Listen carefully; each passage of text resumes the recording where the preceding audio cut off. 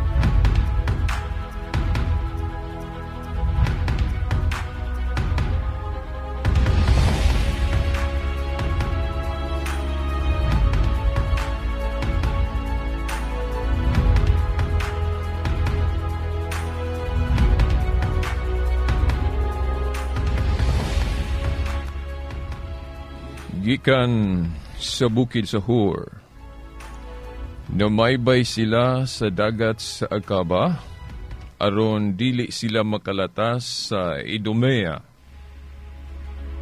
Apan ang mga tao, gikabsag pailob samtang nagpanaw sila ug nagbagulbol sila batok sa Dios ug kang Moses. Nagkanayon sila,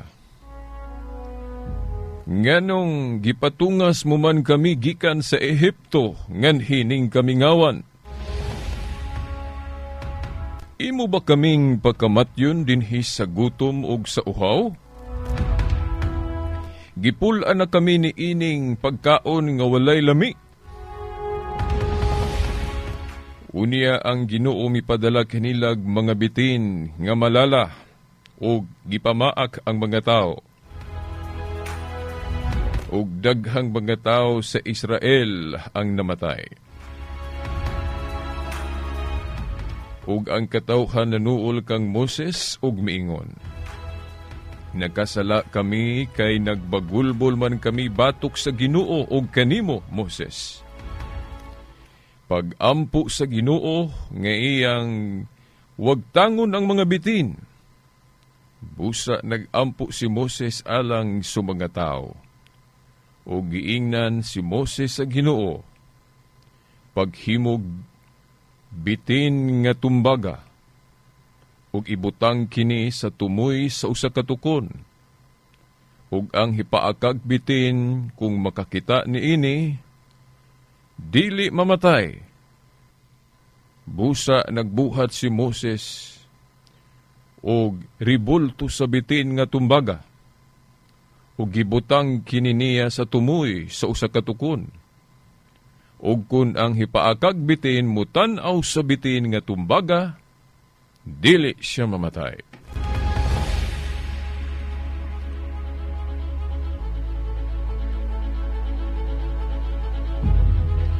Okay, mga igsuon, niyan usab ang atong tulumanon nga giuluhan. Ang kahayag sa pagtuong Katoliko, uban gihapon ni ining ubos ninyong alagad sumaong tulumanon, Silbert Dundoyano Sr. alias Veritas. Sa gihapon ang mag-auban nato sa technical side ang atong mga kasama no sa ato gini silang baga amigo nga kung wala ni sila dili gyud ta maka sibya din sa kahanginan no. Si kasamang Danny Luod o gusab si kasamang radyoman Tax Ilumba. O gusab no hato pong ipahibalo kaninyo no nga kiringat ng tulumanon kung doon na gani tay dili nato matibawas. Oh, kanunay lang gid mo padayon ni ini kay dili magunato ni materminohan no kung maghimo ta og mga discussion diri nga dili nato matibawas. Okay ang atong mga amigos sab dinhi uban sa istasyon, si kasamang Rinaldo Cuenca, usab si Gion Ilumbaring, ang atong station manager uban na sa kaubang mga radyoman. Ako moingon maayong adlaw sa Ginoo kanatong tanan. Okay mga igsuon, ato dayong gibasa ang Numeros 21, versikulo 4 hangtod 9. By the way, ang atong pizza karon, pizza 13 sa bulan sa Pebrero. Tuig, I'm sorry, sa computer may akong gitanaw. Pizza 17 sa bulan sa Pebrero tuig 2019. Okay, atong gibasa ang Numeros 21, 4 hangtod 9, no? Kay dirita manukad sa atong hisgutan ron sa maong tulumanon. Now, sa maong mga tudling, atong ihulagway ninyo pag-una, nga naa diri nato mabasa ang prueba, no? O pamatuod sa atong pagtuong Katoliko nga wala ta masayop, no? Wala masayop ang doktrina nga Katoliko mahitungod sa insakto gyud nga panglantaw, insakto gyud nga pagtuo about sa mga kinulit o mga ribulto o mga larawan, no? Sa atong hisgutan na sa miagi nga nag-ingunta nga dili man gyud actually dautan ang paghimo og mga larawan o ribulto sa sakto nga tumong, no, sa sakto nga gamit. Ang dautan lang sa mga ribulto o ang pagdili lang sa mga ribulto kung ang atong tumong sa paggamit niini, no, ang atong tumong ba, no, sa paghimo og mga larawan sayop, no, di ba? Ato naman ning nahisgutan nga dautan ang paghimo og ribulto kung atong ipakadiyos. Apan kung insakto ang atong tumong, ato lang nang gihimo isip dayan-dayan, pagpasidungog sa angay pasidunggan, no, pareha sa atong pagbuhat og monumento ni Rizal sa atong plaza, di ba? Ato siyang gibuhatan og monumento o ribulto sa pagpasidungog kaniya. Og pagpahinumdum pod kay kung makakita tag larawan nga maayo, larawan sa mga santos, makahinumduman dayon ta sa angay natong hinumduman sa ilang kinabuhi ang mga example nila, di ba? Kay nag-ingon si Pablo sa unang Korinto 11:1 nga maingon nga akong gisundog o gihimong panig-ingnan ang atong Ginoong Hesukristo, himua po ko ninyong panig-ingnan. So kung panig-ingnan nato si Kristo, mapanig-ingnan na po ang mga santos sama ni Pablo. So kay panig-ingnan, mao nang ipasundayag nato ang ilang mga souvenir, ilang mga larawan, o anything nga mga butang nga magpahinumdum nato nila. Di ba? So mao na, dili dautan, no, ang insakto nga tumong sa paghimog ribulto. Ang dautan lang kung sayop ang tumong, kung ipakadiyos. No? Bisan pag luhur-luhuran, di ba, nahinumdum mo sa atong discussion ani, Dili daotan ang pagyukbo at tubangan sa ribulto, isip lang simbolo, isip representation, no? Muhatag-tag flashback nga example katong sa Hosue city size nga si Hosue miyukbo o miluhod o miyukbo at tubangan sa sudlanan sa kasabutan. Nga ang maong sudlanan sa kasabutan gihulagway diya sa Exodo 25:17 hangtod sa 22 nga gibuhatan to ni Moses og duha ka ribulto sa kiruben no sa ibabaw, no, di ba? Galing prosesyon pa manggaling to, no? Kung basahon po na to panahon ni David, no? O katong sa Jericho, pagkahugno sa siyudad sa Jericho, di ba? Prosesyon to sila sa sudlanan sa kasabutan nga dunay duha ka ribulto sa kiruben. Nya kanang kiruben gud anghel mana, di ba? O unya unsa man na kung atong sabton nagrepresent sa mga anghel tong maong mga ribulto, di ba? Nakaron mga tinahod nga tigpaminaw nganong moingon ta nga kining Numeros kapitulo 21 bersikulo 4 hangtod 9 naa diri mabasa na to ang kanabang pamatuod nga wa gid ta masayop no sa ato nang nahisgutan mahitungod sa mga ribulto. Kay kung itagad nato no dinhi gihulagway nga nagpadala og mga bitin ang Dios ngadto sa mga Israelitas isip silot nila sa ilabang sayop no ang ilang pagkagahig ulo nga bisan taliwala sa mga milagro nga gipakita sa Dios kanila, sige lang gihapon sila bagulbol. Tanawa ragod atong sublion ni ang part ane with emphasis giingon gikan sa bukid sa Hor na maybay sila sa dagat sa Akaba aron dili sila magkalata sa Idumea. Apan ang mga tao gikabsag pailog samtang nagpanaw sila og nagbagulbol sila batok sa Dios ug kang Moses kining ilang kanunay pagbagulbol ba no sa Dios bisan taliwala sa mga milagrong ipakita sa Dios kanila, nagpakita sa ilang kakulang sa pagtuo. Mao ra man po ni sa atong panahon karon, di ba? Kanang adlaw, kanang buwan, kanang tubig, no? Kanang mga butang nga niya sa kalibutan nga atong nasinati. Mga milagro man na. Kay kinsa ko'y tao makahimo og adlaw, kinsa ko'y tao makahimo og bulan, kinsa ko'y tao makahimo og tubig, di ba? Kada kung ato gyung una-hunaon pamalandugan mga milagro na na. Unya gahit lang gyapon tag ulo, di ba? Kulang lang gyapon ta og pagtuo. Now, unsa ebidensya nga kulang lang gyapon tag pagtuo kay di man ta mo tuo niya. Sige man tag pagkasala, di ba? The moment nga magpagkasala ta, kana nagtimailhan nga kulang tag pagsalig sa Dios. Kuwa gani gyud pagsalig, di ba? Umausap ni kining mga Israelitas diri giisilutan sa Dios, gipadad-an silag mga bitin, no? Ano man, sige silag bagulbol taliwala sa mga milagro nga gipakita sa Dios kanila. Aun sa ilang gipamulong, no? Ningon sila, nganong gipatungas mo man kami kikan sa Ehipto ngan hining kaming awan. Imo ba kaming pagkamatyon dinhi sa gutom ug sa uhaw? Gipulan na kami ni ining pagkaon nga walay lami. Natanawa, bagulbol. Umuwan po ni sa atong panahon karon. Sige lang ampo-ampo din. Pupri lang hapon, walang hapoy kwarta. Di ba? O, bagulbol. Unya, unsa may gihimo sa Dios, no? Gipadadaan sila og ato sang basahon na usub. Unya ang Ginoo mipadala kanilag mga bitin nga malala og gipamaak ang mga tao og daghang mga tao sa Israel ang namatay. Na? Og ang katawhan na nuol kang Moses og miingon, nagkasala kami kay nagbagulbol man kami batok sa Ginoo og kanimo.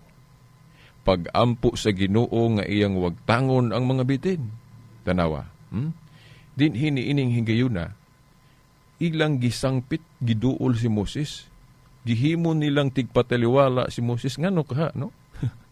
Tanawa, giingna nila si Moses, sa ilang giingon, nakasala kami. Nakasala kami kay nagbagulbol man kami batok sa Dios og kanimo. Na? Mo ni ilang sala. Dayon giingnan nila si Moses pag-ampo nga iyang wagtangon kining mga bitin. Kay kung magpunay ni sila og pamaak nganhi kanamo, mahurot kami og kamatay. No?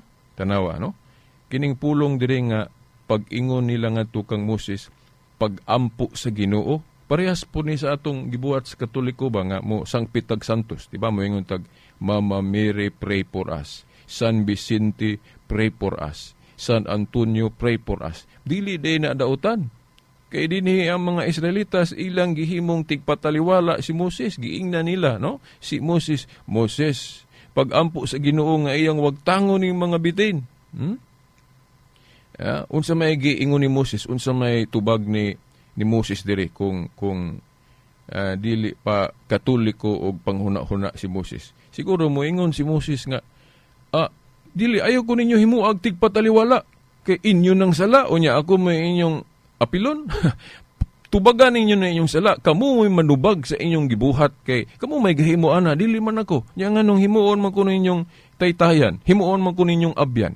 Nganong himuon man ko ninyong tigpataliwala nga kamo may nakahimuan ng sayop kanang inyong sala. Di kamo may manubag, ayaw ko apila ninyo. Mao ba nay tubag ni Moses diri parang makaingon ta nga dili Katoliko og panghuna-huna si Moses? No? Kay sayop man ka ng pagpataliwala og santos. Di ba? Dili na si Moses. Ang giingon ni Moses, busa nagampo si Moses alang sa mga tao. Sa ato pa nagpataliwala siya. No? Nagampo si Moses alang sa mga tao. That proves nga Katoliko og panghuna-huna si Moses. Kay kuan siya, nisanong siya, naluoy siya sa mga Israelitas nga gahangyo niya iyang gitabangan. Mao nang gaampo siya. Ingon diri, nagampo si Moses alang sa mga tao. No, timani ha, dili alang siyang kaugalingon, kundi alang sa uban, alang sa mga tao. Alang atong naghangyo niya. Di ba? Dayon unsa pay sumpay. Yeah. Tingali mo ingon mo nga, unsa man pagdungog sa Dios. Kay diha man mahibaw-an nato kung gidungog ba ng pagpataliwala ni Moses sa mga tao diha, no? Iniingon ba ang Diyos nga, oy Moses, nganong nagpataliwala man kanila nga sila may nagbuhat ng ilang sala? Anong mag-apil ba kadiha? Di sila may manubag. Mo ba na itubag sa Diyos? Parang makaingon punta nga nasayop si Moses. Unya ang panghuna-huna sa Diyos, dili gyud panghuna-huna nga sa atong panghuna-huna sa Katoliko. Niingon ba ang Diyos diri, oy Moses, pag-undang diha, sila may kasala nako, di sila may manubag, ayaw apil-apil diha. Niingon ba ang Ginoo? Unsa may giingon diri? O giingnan si Moses sa Ginoo paghimog bitin nga tumbaga. Sa ato paribulto kay tumbaga man, no? Paghimog bitin nga tumbaga ug ibutang kini sa tumoy sa usa ka tukon ug ang hipaakag bitin kung makakita niini dili mamatay. Sa ato pa nisanong ang Diyos sa hangyo ni Moses sa iyang pagpataliwala sa mga tao nga napaakag bitin. Di ba? Giribais lang ang gipangayo, di ba? Pero maura gihapon kaayuhan sa mga tao. Gitubag yun sa Diyos. Di ba? Anya, giribais lang. Ang giingon ni Moses, wag hangyo sa mga tao, wag tangon lang tong bitin. Nga, sigig pamaak nila, kay kung magpadayon lagi kuno to, mahurot ko sila kamatay. Pero giribais lang sa Diyos, mas makahulugan nun, o doon na po ni pagtulon diri nga atong masabtan nga mo'y gibuhat po na to mga Katoliko ron. Di ba? Ang gihangyo nila nga wag tangon lang itong bitin, magundang lag pamaak, para hindi sila mahurot o kamatay. Pero ang gitubag sa Ginoo, gipahimo niya gribulto si Moses. Di ba? Gipahimo niya gribulto si Moses.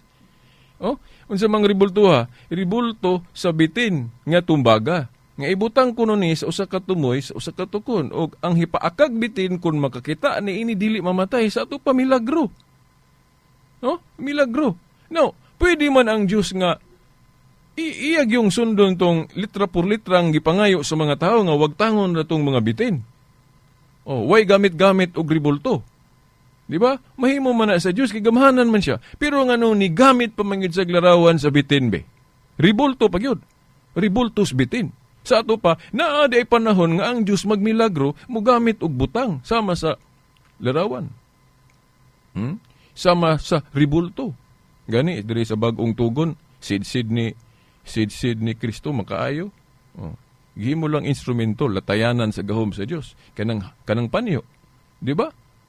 So, naadi ay panahon nga magmilagro ang Diyos, mugamit og larawan. Isip latayanan si ang gahom. Take note ha, nga ang gamilagro diri dili tong larawan kay unsagoy gahuman ang larawan, unsagoy gahuman ang ribulto nga di mo na mulihok.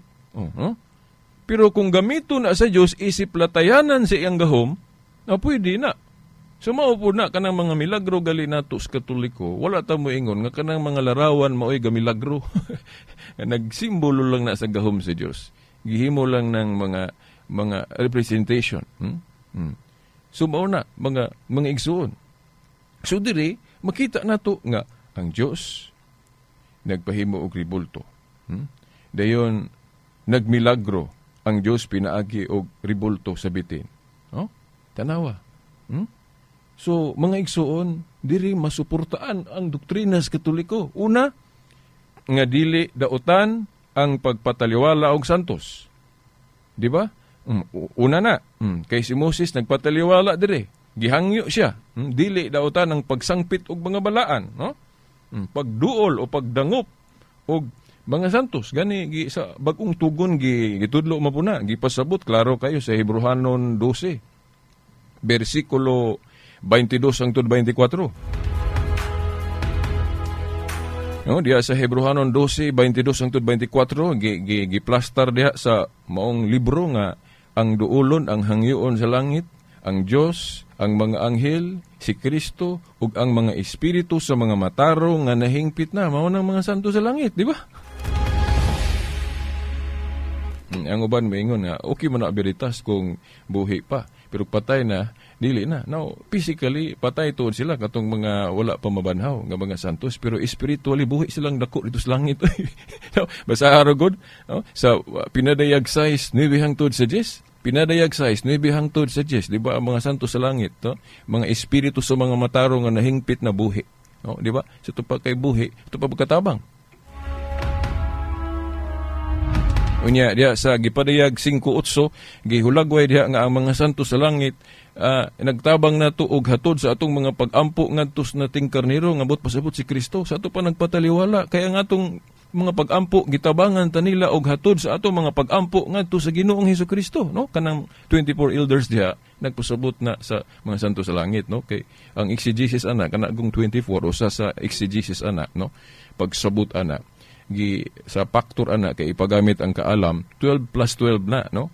Meaning representation sa 12 tribes of Israel, no, sa daang kasabutan. Dayon sa bag-ong kasabutan pod 12 apostles nagrepresent po na sa mga tarong, mga santos o mga linuwa sa bag-ong tugon. So mao na nga 24, 12 plus 12, no? So 24 nagrepresent na sa tanang mga santos sa langit. Naon sa ilang gihimo atong mga pag-ampo kuno ilang gihatod ngadto sa Ginoo. Kanang insinso diha nga gipasabot kay kanagong insinso nagsimbolo na sa mga pag-ampo, di ba? So nagtabang sila nato dito sa langit. So mao na mga igsoon nga ang Dios dinhi gatudlo sa mao mga tudling nga dili daotan ang pagpataliwala sa mga santos. Then dili po day daotan ang ribulto kay ang Dios nagpahimog ribulto. Then ang Dios pagyud nagmilagro pinaagi ribulto, no larawan sa bitin nga tumbaga. Di ba? Pag tinahod nga tigpaminaw. So, mao na.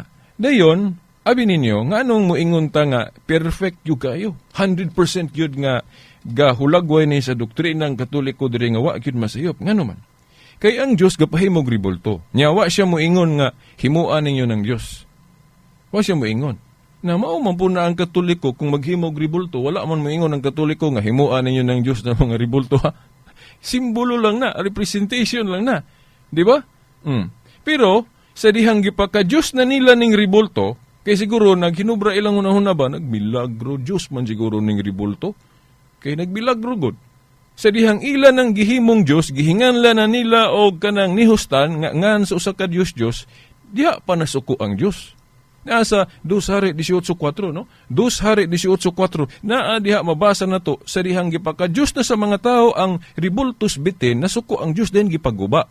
So, sa ato pa, dili daotan ang paghimog ribulto, basta dili lang ipaka-Diyos. Kay ang Diyos, manggali gapahimo ato. Pero sa dihang ilan nang gi-idolize, gipaka-Diyos na nila, maunang nasuko ang Diyos, dayon gipaguba. Ang pangutana, ang Katoliko, doktrina ba?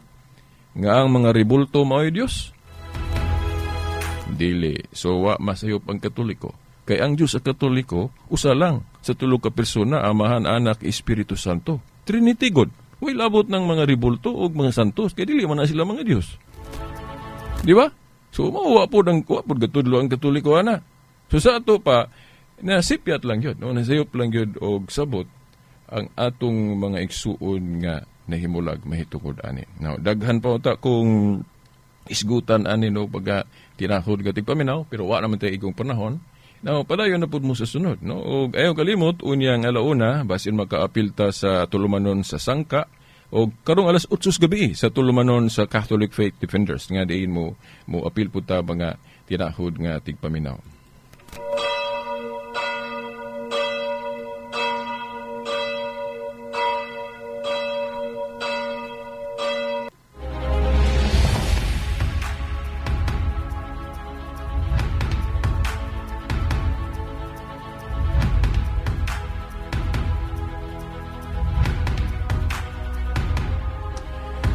Okay, sa ngalan na lang sa atong mahal nga inahan, Mama Mary, atong inahan sa kanunayng panabang, gusab sa atong mga kadagkuan sa atong simbahan diri sa Diocese of Dipolog, ang atong obispo, Monsignor Sibero Caermari, uban as mga kaparian, hangtod sunod Domingo pohon, samang oras ug istasyon, sa ngalan sa Amahan, sa Anak, sa Espiritu Santo.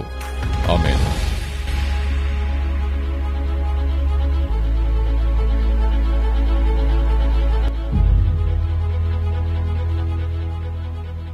DXDR Tatak RMN